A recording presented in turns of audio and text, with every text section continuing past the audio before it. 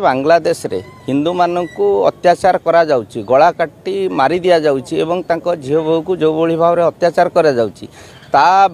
को विरोध करी सारा हिंदू समाज आज जागृत होईची एवं ओडिशा रे स्पेशली ओडिशा रे जो अनुप्रवेशकारी रही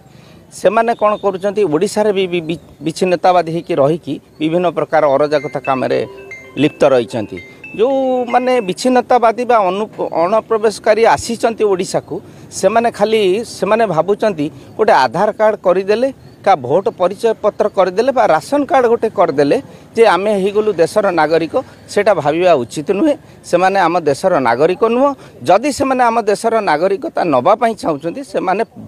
प्रॉपर फोरम रे अप्लाई करि परिबे। किंतु स्पेशली जो माने आसीचंती